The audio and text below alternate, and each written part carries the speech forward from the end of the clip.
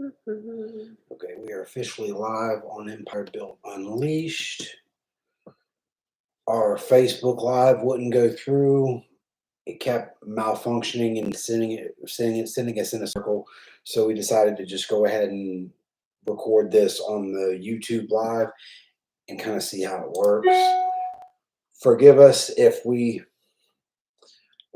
fumble it up a little bit. We're just going to go off script here a little bit. Yep. Okay. As I learn how to use this.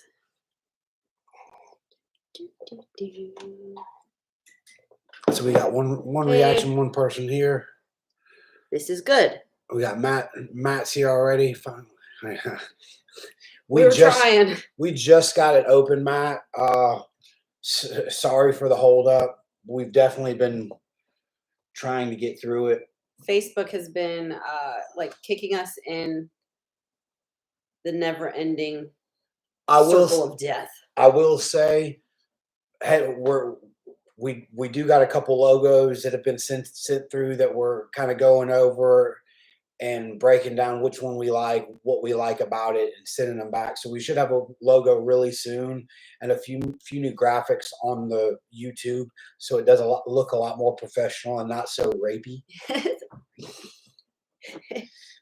I'm just being real. It was definitely not prepared for today. We will get there. Oh, I can't deal with you. Oh, we got someone else on. Who else is here? Say hi. I'd like to know who I'm talking to. Hello. Oh, I want to fall back here. You know this chair. They might see me take it all the way backwards. Uh-huh. All right. So we'll give it a couple more minutes before we get started to see if anybody else jumps in. This is going to be a new territory for us, so I'm hoping it actually records. Oh God. Oh no. Yeah. Okay, well, I can't share it like that. Never mind. We're not sharing it today. No. We're just gonna stay where we're at. They can find us through Empire Built Unleashed. It's as simple as that. Yeah. Just trying to do good things. Okay. So I was trying to think of an icebreaker to hit on, and I got sidetracked doing other stuff today. So no icebreaker. In fact, let's talk about Turkey Day. How was everybody's Turkey Day? I know I ate a bunch. I ate a lot. Not as much as I normally would have, though. I was moderate, I guess. Thanksgiving is by far my favorite holiday of the year. It is one holiday that I've forever celebrated. Even when I didn't celebrate any other holiday, I would celebrate Thanksgiving because I'm fat and I love to eat. I've always had bad luck with Thanksgivings. Like, I had my wisdom teeth pulled the day before Thanksgiving. I got shingles on Thanksgiving. Like, yeah, no. Even as a bachelor, I used to love Thanksgiving. One time, I seen on a food, I want to say diners, drive-ins, and dives. I seen he went to a diner and they made a dressing waffle and they used it as the plate. And then they hit it with turkey, cranberry, mashed potatoes, gravy. And man, it looked fire. So I did that one year. It was amazing. I love Thanksgiving, but Christmas is my jam. All right. So while we're talking about Thanksgiving, we're just going to talk a little bit about some of our nutrition questions that came through. Matt, that sucks. His family is not here, so he just took a rest day. Yeah, it was still a rest day for me. I just ate an off meal. Miss ma'am. That's really, it's even if you can't be with family, it's still nice to have a good meal, good hearty meal on Thanksgiving. Your fur baby number one that they should not jump up on the counter. Oh yeah. Oh, you better not. Hey, she gonna get. You better not. Okay. All right. So let's get started. Do you want me to start with one? Yep. All right. Why do you hear people say chin tucked when performing a movement? So a light chin tuck is a physical cue I like to use to keep a neutral spine, because you hear all the time you want to keep a neutral spine when lifting, but then some coaches tell you to lift your head up. Well, lifting our head up or moving it down and tucking it all the way down brings our spine out of a neutral position. So if we think of just a light chin tuck, our spine stays in line right here. Yep. On top of that, especially if you are someone who likes to squat or deadlift, where your head goes is where your body goes. So if you're in a squat, now I'm going to stand up. You guys get to watch us run around today. If you're in a squat and you're here, you're more likely to fall back. Same as if you're in a deadlift and you're looking straight down, you're more likely to toe it and fall forward.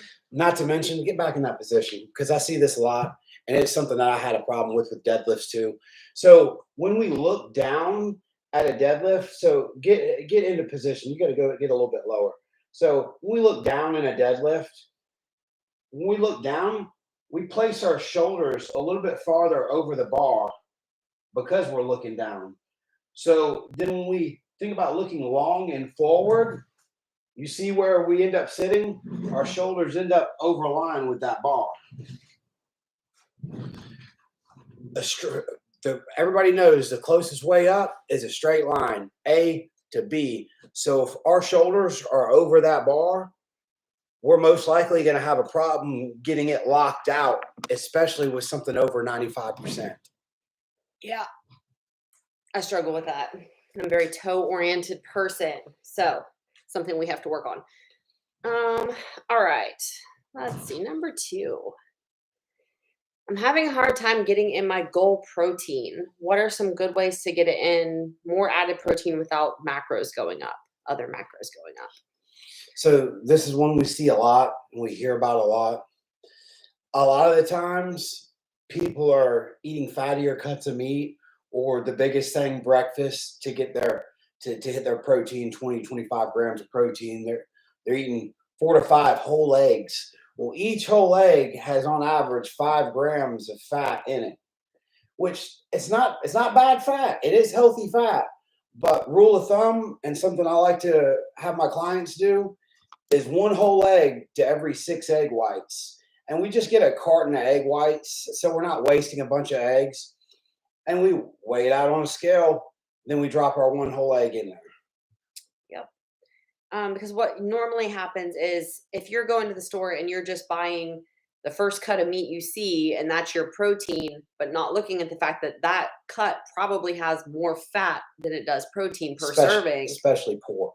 Yeah. Pork, fattier cuts of steak, ribeye, even New York strips, fillets.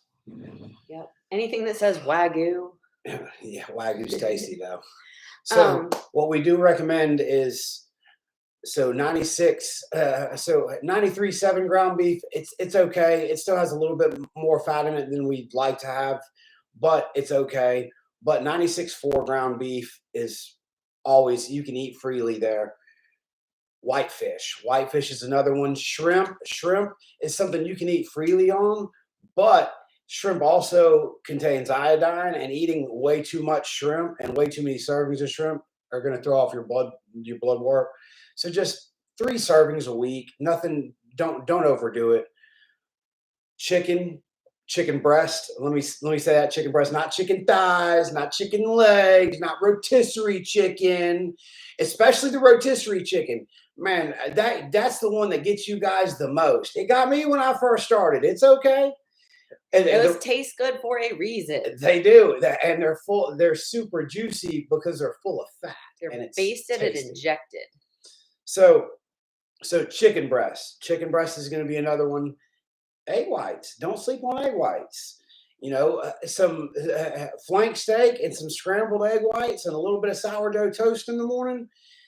That sounds like an amazing breakfast to me. Even instead of sourdough toast, you could go with grits. That'd be another substitute. For my ladies, I know I have a lot of ladies that struggle to get the protein in. There's times I struggle to get my protein in. But I will tell you guys, I eat 30 grams of protein 5 times a day. So if I can eat chicken 4 times a day, you're not burnt out on chicken after 3 days. This is one of the things I hear all the time. Drives me crazy. Cook it different. Put a different sauce on it. Bone broth. Yeah. So what's supposed to say for my ladies? Two of the things I love to give my ladies, especially because they are very beauty conscious as well, is bone broth. They actually have Swanson started making the to-go ones that you just microwave and the cap pops back on. One of those is 10 grams of protein, so that's 10 quick grams right there. They're just the little soup sizes. And they also have gelatin in them, which is good for your hair, skin, and nails. And then also your collagens. I love to put collagen beauty smoothies on my girls' plans, especially for my girls that are busy in the morning and they have to get out the door. We do a collagen smoothie, do some fresh berries in it, a little date syrup for sweetness. But those are two very good options. And a lot of these collagens now, a scoop has up to 18 grams of protein in it. And that's good protein. All of your connective tissues are made of collagen. So, Whey isolate. Whey isolate, if it doesn't bother you, if you got a good whey isolate that you like. Now, I don't recommend substituting multiple meals a day, but if you're running behind and you don't have time to grab a meal, quick 2 scoops of whey isolate, 50 grams of protein, nice scoop of peanut butter, and maybe throw some oats in it, shake it up, walk out the door. easy peasy. All right. Next one. This is a good one. Also one that I see asked a lot. So I'm glad it was asked here is, why is it that I don't see a lot of ab movements programmed into most drop programming? You want to start that or you want me to? You can go ahead and hit that. Okay. I've talked a lot. So one thing that you will learn as you get a little further into this is that you do not need to train your core as often as you might see people doing in the gym. Most people overtrain their core and they overtrain their rectus abdominis specifically. Not the rectum. Not the rectum. The rectus abdominis. That's right. So your outer layer of abs, those abs that you see when you're super lean that cut out that everybody wants on the beach, those are the ones that get overtrained. If you really want a nice tight core and something to help with bracing mechanisms, and just overall more, I guess, better quality of life, really, is you want to train your TA, your transverse abdominis. That is your innermost layer. That is your body's natural girdle. That's the one that also pulls in that waist and gives you that nice snatched appearance. You see all these girls wearing these tight waist trainers that aren't doing anything but causing some restriction to the muscle actually being able to work. So you actually lose proprioception to those muscles because of these waist trainers that you're wearing. When you could do something along the lines of what we do, we train TA, transverse abdominis. But I will say I only have one core movement a week. That's it. I don't know what you have right now. I have technically, if you think about my physical therapy, there's a couple core movements on there, but I don't really look at that as a core. Like look at that as a working core. It's more physical therapy than anything. I have some in mind. I have a lot of proprioception building movements. I got chest day. Chest day, I do 2 to 3 sets of plyo ball crunches.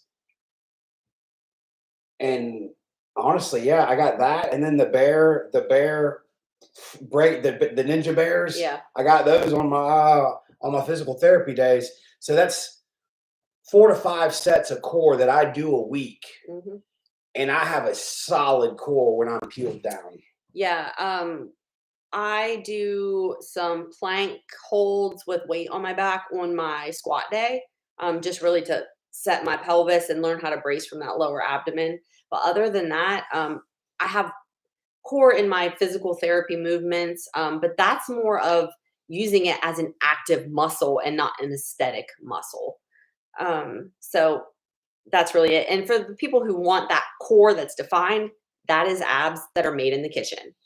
Just dieting down and getting to that body fat, getting to a true 10 to say 8 to 12% body fat percentage it'll be what brings those abs out. Mm-hmm. Everybody has them. It's just you have a thin layer of fat over them that takes a while to pull off. It's your visceral fat. You've been storing this your whole life from the time you were born. So it is not something that goes easily. Okay. Next one. Okay. Food. Number 4. Yeah. Okay. What is the difference between weighing my food cooked or uncooked, and why is it that when I weigh oatmeal cooked, it's way less than I could eat, but with rice, uncooked versus cooked, it's a lot more? Oh, this is an age-old question. This is probably one of the more commonly asked questions from beginners, And which that's is okay. Which is okay. So the reason oatmeal comes out to be a lot less when you weigh it after you cook it is because it holds so much fluid inside it. Where rice, it can only hold so much. Your rice kernels here and your oatmeal kernels here, so it's double or triple the size. So it's actually going to take up a lot more fluid. I'm gonna say oatmeal can up to triple in weight. Yeah. With water. The other thing is you have to look at it is what are you going to cook in bulk? I know that between Sean and I, we can eat 4 cups of rice A day. That's dry rice. So I have to make 4 cups of dry rice, or he has to make 4 cups of dry rice every morning so that we have rice for the day. Nobody has time to weigh out a serving of rice and make it. One person has time to do that. Dave. Oh, I'm So- sure he sees this. So the whole reason I say just weigh it out after you cook it. One, you're only adding water to it. Water is calories. You don't have any calories in it, so it makes no sense to just weigh it separate. I mean, might as well weigh it together. Right. You're gonna get, and then the more consistent you are doing that, if you're gonna weigh it that way, weigh it that way. Be consistent with it. But it's gonna be a lot easier if you just cook the rice in bulk or your actual bulk carb source. Or oatmeal, you're not gonna cook oatmeal in bulk. Nobody wants to eat 2-day-old oatmeal. Who wants to eat oatmeal anyway? I like oatmeal sometimes. But yeah, so and then for proteins, with your protein, we weigh it cooked. The reason for that is you're gonna lose some water weight, you're gonna lose some fat weight. There's amino acids in there that are gonna come out. So I don't want to weigh out 8 ounces of steak, and then by the time I cook it, I've only got 5.5. Yeah. So cook that shit however you like it, and then weigh it out. Yeah. We cook our chicken, our flank steak, our rice all in bulk. The only thing that we weigh out the day of is things like if we do rice noodles for a meal, we'll just weigh out those rice noodles, or if we do oatmeal, we'll just weigh out the oatmeal. Yeah.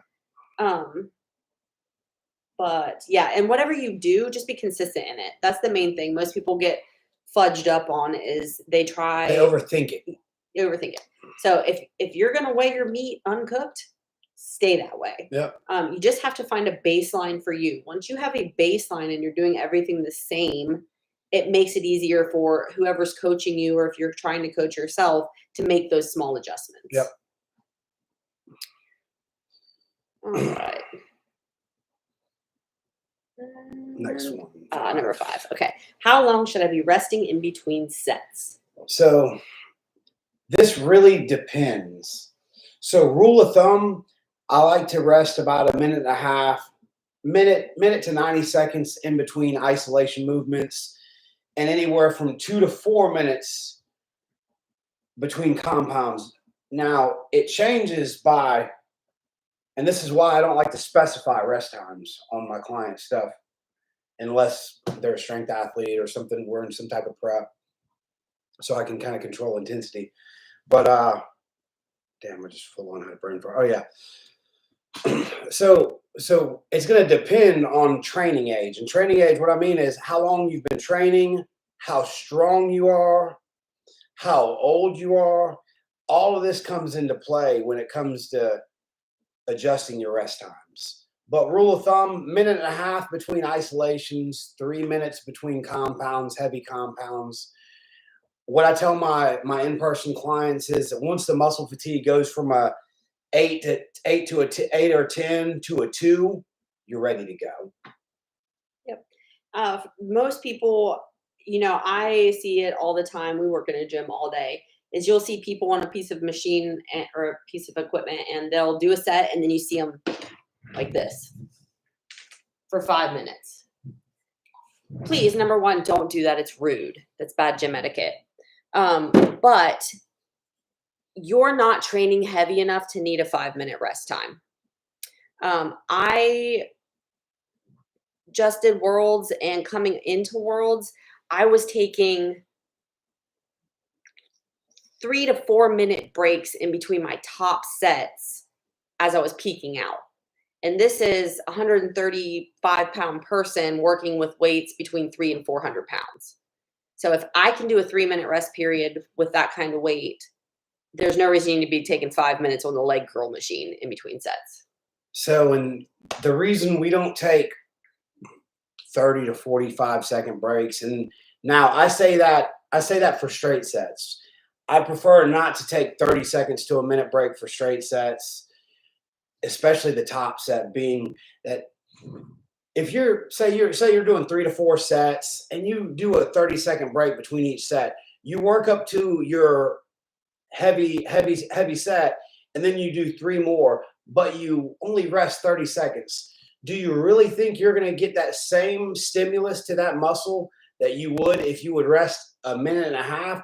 Or do you think you would start fatiguing and your joints start taking it and forms start getting super sloppy, or even having to reduce the weight when you could have just added in the rest time? I want to say there's a few different studies published. I'll try to go find one so I can post the link or something. Yeah. But yeah, those are really good questions. That was a good one. Matt, you're still on here? Did we answer all your questions? I feel bad. I feel like people couldn't find us. Yeah, I mean, it's okay. This is going to be our trial in switching this over to YouTube, especially because Facebook just did that. And if it does that on our the fourth one doing it, how often is it going to do it? So it'll be good for us to switch over to this anyways. Yeah. Well, I don't know who's watching football tomorrow, but if you don't like Ohio State, then yeah, Michigan's going down. Yeah. So let's see, I want to go over a topic. Maybe the all or nothing topic. We were going to go over that one day. I mean, we still got 20 minutes. Yeah, we do. So, one thing that Sean and I have noticed a lot in this business is that a lot of people come in with an all or nothing mentality.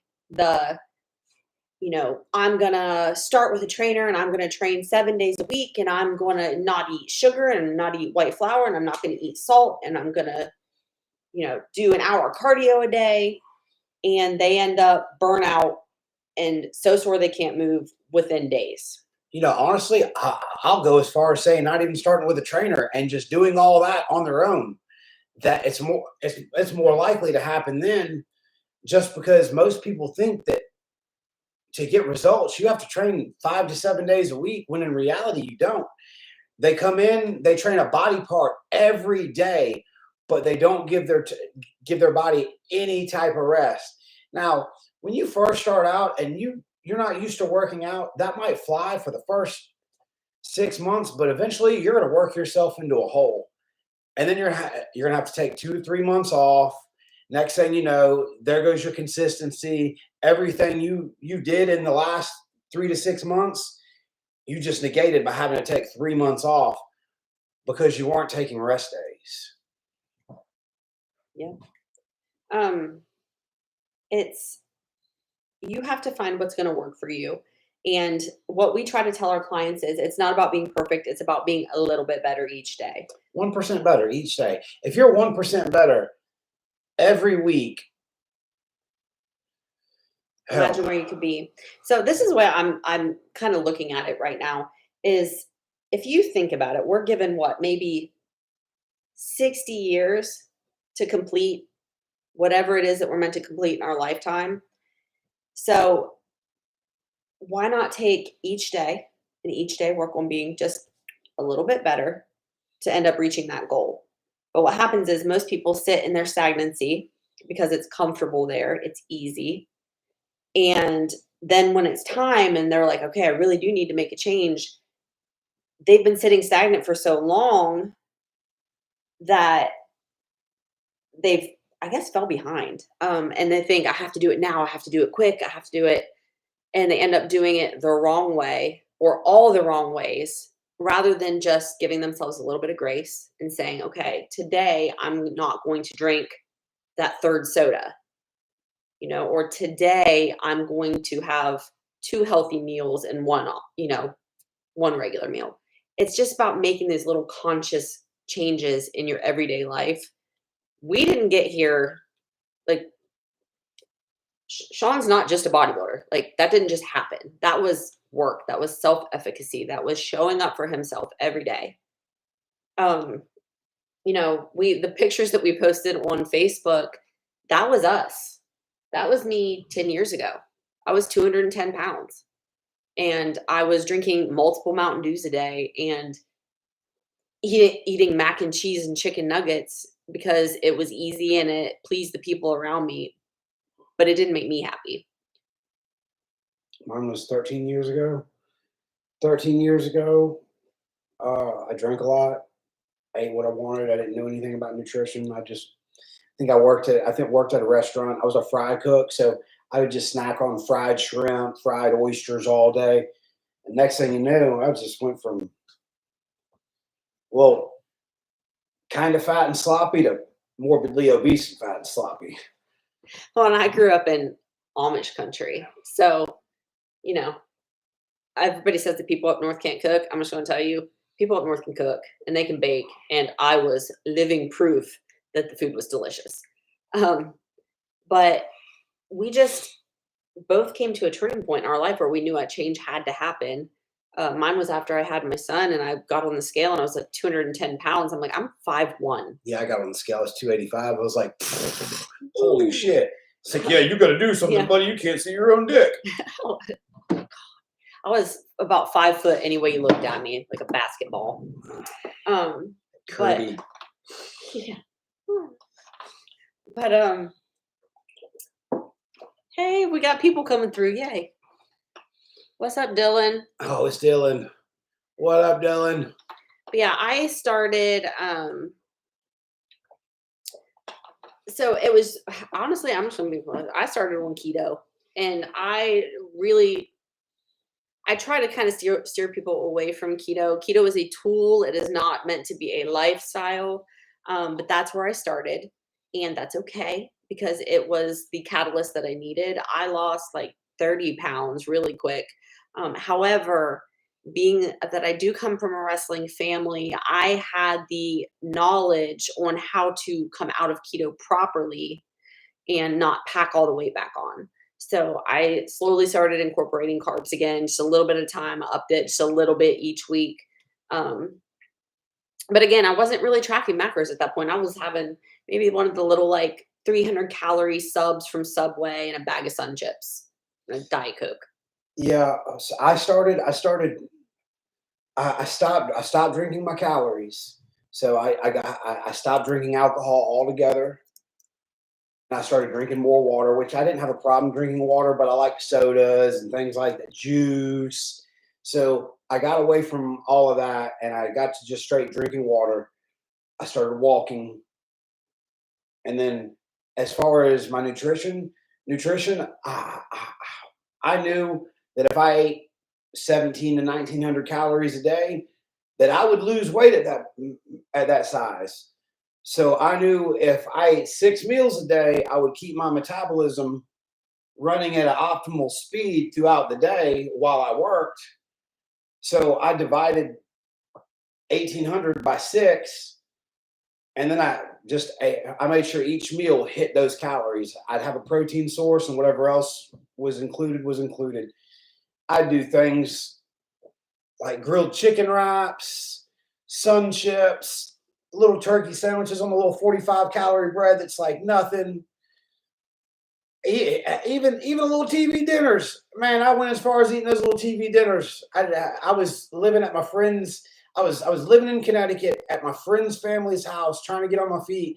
So, and I was walking to work 1.5 miles away every day, and I moved and I ate within those calories, and I didn't drink alcohol. And within 4 months, I went from 285 to about 200 pounds before I had to go back to Mississippi. And every one of my friends in Connecticut will attest to that. Heck yeah. I will say one of the biggest things that helped keep guiding me in this direction was that I found like-minded people.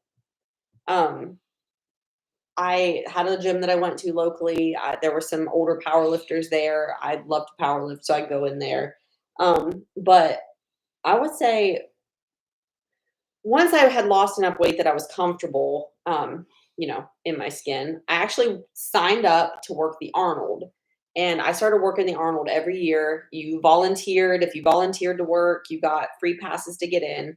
And I was like, I love Dana Lynn Bailey. Dana Lynn Bailey is she's a goddess.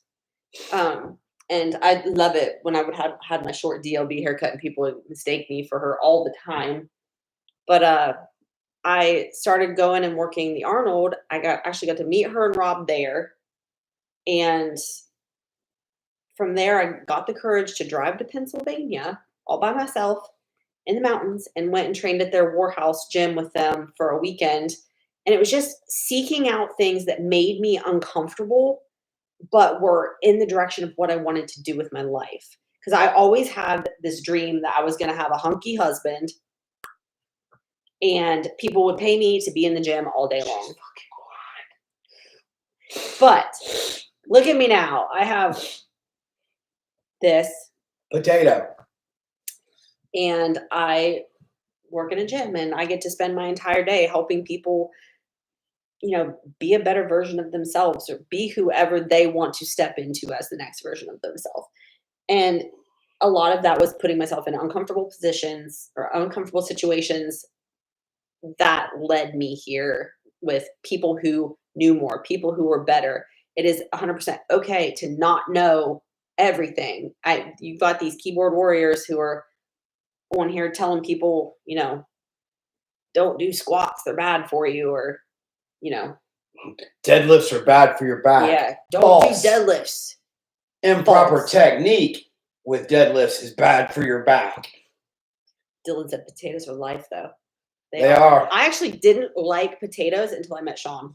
I know how to cook potatoes. Fun fact, white potatoes. I like sweet potatoes.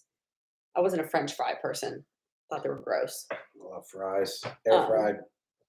But yeah, so small steps. Surround yourself with like-minded people or a room full of people who know more than you. That is okay. It is a scary place to be, but it is the best place to be. Best thing that ever happened to me is when I signed up at Ironworks at a gym where I hardly knew anything about weights. I'd worked out at Anytime Fitness in Connecticut, and then when I was incarcerated, they had a weight area, and I had books. So I would work out and I would read books. And when I got out, I told everybody I wanted to become a personal trainer.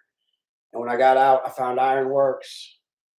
Big Doug gave me a shot to work the front desk, and from there they helped me become a personal trainer, and I've been there ever since. I got certified when Jace was little. That was right, one of the right things. Before I met you. Yeah. Well, one of the things that when I decided I was ready, like I wanted to rip my skin off because I hated the way that I looked and the way I felt. I felt like I was in a prison. I wanted to know what to do. I didn't want to rely on someone else to tell me what to do because I was from a small podunk town in Ohio. I wasn't in a position at that point that I could, I would say pay a coach, but there wasn't coaching like this. Yeah. There was, but there wasn't. This was back when bodybuilding.com was like the place to go for information. You had to scour the forums. Back where Troponin Nutrition used to be. But like, that's kind of where I was like, you know what? Instead of listening to these meatheads on here who are talking about all this stuff that they're pumping in that I don't know what any of it is, why don't I just learn what to do? So I went and I got certified. Um, and I just started implementing things on myself. I didn't really start training people until I met you. Yeah. So I needed a second hand. I needed somebody just like me, and I needed somebody that cared. It's hard to find good help nowadays, but she wanted to learn how to train. So I taught her everything I knew, and then we got her running the sports medicine clinic, and she ran off on her own and she learned a whole new skill set. And here we are. these things are deadly. The thumbs. Ask Sean's clients, they won't let me touch them. She's the king of thumb wars. Yeah. Poor Howard. When you can put a 6'4" man on his knees with one thumb. But yeah. So the all or nothing mentality, normally the all or nothing mentality just leads to a burnout. So if you go, I tell my clients all the time, I would rather you consistent 90% all year instead of going 100% full throttle for 4 months and then running into a burnout and falling off. Yeah. I've had clients that wouldn't take their cheat meals that I told them, I want you to have this. I'd have to force them to eat their cheat meal. And this is strictly there implemented to keep consistency going throughout the year, because our goal is consistency and longevity over time, because that's what breeds true results and changes body compositions And lifestyles. This is people. One of the craziest questions that people ask us is, so when can you guys eat real food again? So our answer is always the same. We eat real food. We eat more food than the average person. I'm gonna tell you, I eat more food than probably 90% of the coast. And I like, as a smaller female, my low days are like 1,700 calories and 150 that's from carbs, and then I have a high day that's 2,500 and like 450 from carbs. Pretty sure I eat on average about 4,100 calories a day. Yeah. On average, and that's clean calories. That's complex carbs. It's lean proteins. It's healthy fats. It's very minimal healthy fats, and that's a lot of carbohydrates. Like at any time, if you open our fridge, you're going to see prepped chicken, prepped flank steak, prepped ground beef. We always have a tub of rice out on the counter. There's some type of potato in the house. So we eat steak and potatoes every day. We eat white rice every day. Is it cheap? No, but neither is getting sick. Getting sick and medical bills cost just as much, so it's an investment over time. Yep. So find a spot in your life where you are ready and able to make a change and implement there. From there, make small changes until, I'm going to tell you, you're not going to reach your ultimate goal, because it changes once you get into it. It changes. Your goals will constantly change, especially if you're putting forth effort to reach your goals. As soon as you reach that goal, the next thing you're going to do, you're going to scratch your head and be like, damn, I gotta do better. My original goal for deadlift was 500-pound deadlift. Yep. And then the next time, once I hit 5, I was like, well, I kind of need to hit 6 now. And once I hit 6, I was like, well, kind of want to hit 7. Same with body composition. I always told myself I'd like to be 180 pounds lean. Well, I got to 180 pounds lean, and I was not happy. And I wanted to be 200 pounds lean, and I got to 200 pounds lean, and well, I'm not happy. And I kind of want to be 220 pounds lean now. Yeah, it's fun. So your goals will always shift, and it doesn't have to necessarily be a body composition goal. It could be a strength goal. It could be a long distance running goal. It could be hiking. There's all kinds of things you could do other than weight training. It's just, you need to move your body. The human body was meant to move. Your joints articulate the way they do for a reason. Most people, which here I go going off of a fucking tangent again. So the reason you see older people, seniors, stove up and hunched over and can barely move is one, sodium was demonized in their day by doctors. Muscles atrophy. Two, on top of that, they don't work out. They probably never worked out a day in their life. Everybody goes, well, working out's bad for you. Look at Ronnie Coleman. Bodybuilding's bad for you. Ronnie Coleman injured himself 2 weeks out doing a 900-pound squat at sub 5% body fat. You're not going to do that. You're not going to do that.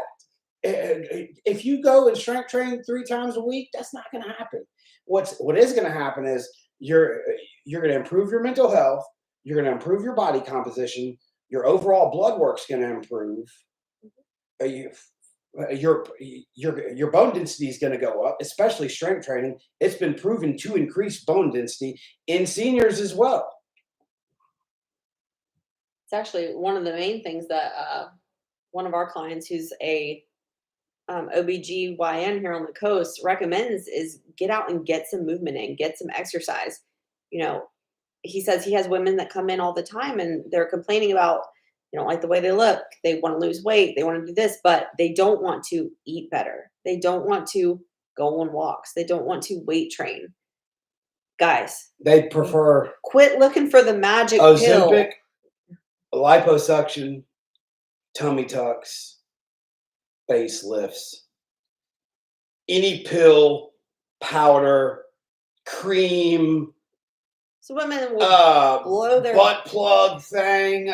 What they don't care if it says fast and easy weight loss. If it's quick, they'll try it.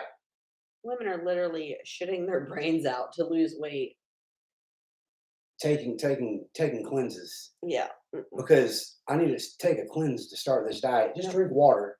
Your body naturally cleanses itself when you take in the right amount of water and the right type of foods. It naturally cleanses itself. You fix that, it'll cleanse itself and it'll stay cleansed. You won't need to blow your back out with that cleanse, that white pants approved cleanse. That's so gross. Y'all, the first time I saw that so they had labeled something white pants approved, I was like, if I have to worry about anal seepage, I'm not gonna take it. That's why you think women's bathrooms are always messed up in gyms, way worse than guys. It's because guys aren't pumping in cleanses every week. Women don't mind taking them at least once a month. I do. Yeah, the women's bathrooms are gross. Like, ladies, if you make a mess, clean it up. I just lost my appetite. Okay, we're at 43 minutes. We've talked enough shit. We've had a good time. I went off on a couple tangents. We've answered everybody's questions.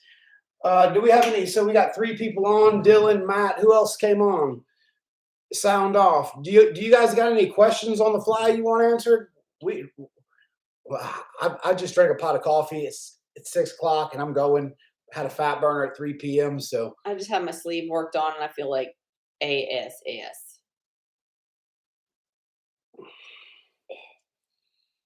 Can't really see it. Beetlejuice. What it is. Hey. Nice. It's Jenny. Hey, Jenny. Jenny. She's like, fuck you, Hey. Sean. You turned us on the background so you can hear us talk shit. Yeah. I did put that this was not children friendly. Okay, before your shoulder surgery, what did you do to help it? Okay, so before my shoulder surgery, what did I do to help it? So honestly, man, my shoulder went from sugar to shit overnight. I mean, it was quick. That's the only reason that I went and actually had that surgery, because it was literally stopping me from doing anything. Now, after I had it done, the recovery time was pretty quick, but I was never right again. And it was, I completed all my physical therapy. I did everything. In fact, up until 2 years ago, my last bodybuilding prep, I was told that I needed another surgery to take care of the pain, because training upper body killed me.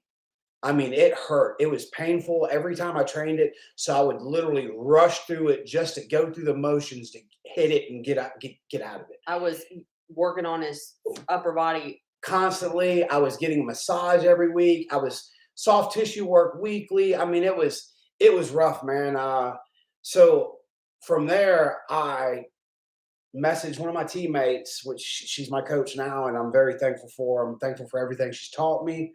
I'm thankful for her friendship, but I'm most thankful for she fixed me. She fixed me during that bodybuilding prep, and she told me, she said, Sean, I can fix you. You don't need a surgery, and we can do it during your prep while you're prepping for this show using the gym. And she did that. She taught me how to do that, and it was probably one of the best things she ever did.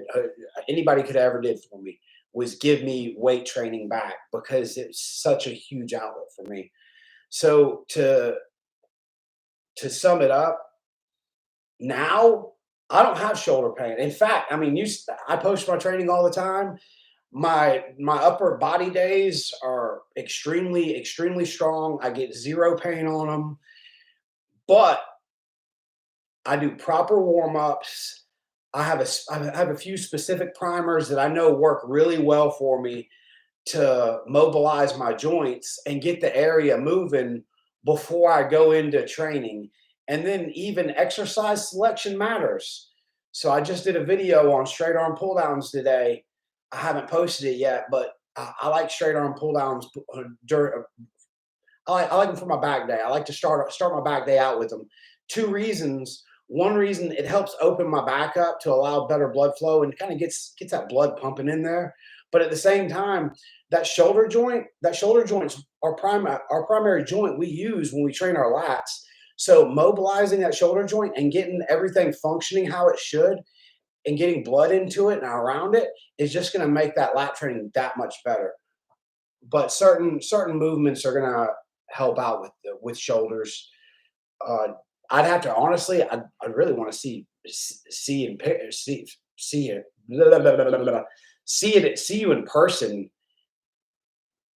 A lot of people, including myself, my shoulders were dumped forward. So if you looked at me, my shoulders were forward like this, and I stood.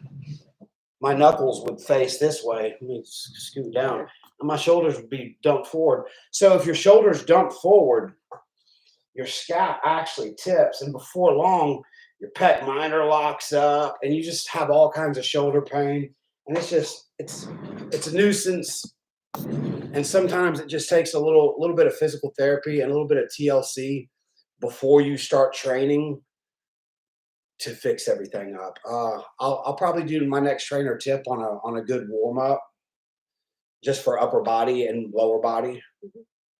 But from there, that's probably the next trainer tip I'll do, just to put that out there for you guys. For most of our clients that have issues with pain in certain areas, it's as simple as we back their weight down and we look at their form, their mechanics, and start small, ground up, and fix things. And it's amazing how quickly, stuff eases up. Technique's huge. It's as easy as not having the line set up properly, and it'll piss your shoulder off. I mean, there's all kinds of things during your training that'll make your shoulder talk to you, that will make you think it's really messed up, when in reality it could just be a technique issue, a stability issue. Stability is huge. Most people don't have proper shoulder stability to actually do the amount of weight they're trying to press. And if you don't have the shoulder stability to manage it, before long, it's going to get real pissed off. And it could be even your bracing. I know I struggle with, during prep, when I move over to barbell, and it took 2 preps in a row for us to figure this out, that I was getting really bad anterior delt pain that was going down my bicep, into my hand, limiting my presses. And it was actually coming from my squat day. It wasn't my push days. My getting into my squat was dumping my shoulder forward, like Sean just said, and shearing that ball forward in the joint. And I would end up with this radiating pain that the next couple of days I could barely use my arm. It was coming from my squat. So we had to go in and we had to fix that, alleviated all of this, and then I PR'd. So it's there's so many different things that could be going on. a lot of people, especially if you've never had an MRI done, you've never been to an ortho that's told you 100%, hey, you're going to need a surgery. And even then, I was told that after my MRI and everything, and we still completely went around that and didn't have to do a shoulder surgery. If you do get MRIs and stuff, get a copy of your image. Doesn't have to be the actual image, but the impression, the notes from the radiologist. Always keep a copy of that on hand. It'll come on a little CD. Most of the time, it just comes on a little CD, and you want that copy. Keep that copy just in case you have to bring it to to get a second opinion. You want the print copy too. Yeah, the printed copy as well. If you have your print copy, I can read it and tell you like kind of what's going on.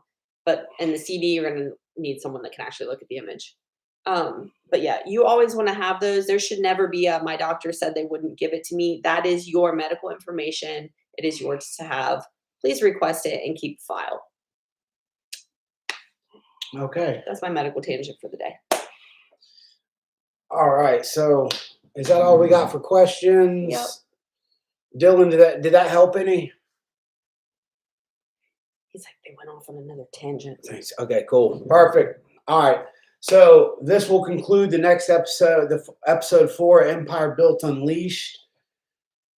The next week or so, I should have the logo ready, and we're probably going to just move over to YouTube, and I'll just be posting the link into Facebook for now on, just so we don't have to deal with Facebook and not letting us go live or any of that. This was way easier. Yeah, I think my biggest thing is a warm up. Yep. Yeah, so most people really don't know how to properly warm up. So definitely, I think this weekend or earlier this week, maybe Monday, I'll film an upper body warm up, just a basic upper body warm up. I use a couple bands for, and we'll go from there. Yep. Warm muscles are happy muscles. That's right. All right. Well, thank you guys so much. Be thinking of other questions, sending them into our Facebook, and we'll be back next week. Yep. Thanks for coming in, guys. See ya. Are y'all going to run shirts? Okay. So yes, that is something that is in the making. We wanted to make sure we had the new logo first, but we will have apparel, and it should be available on our website. I just have to get it built in once we have the logo. Thanks again, guys. All right. See y'all later.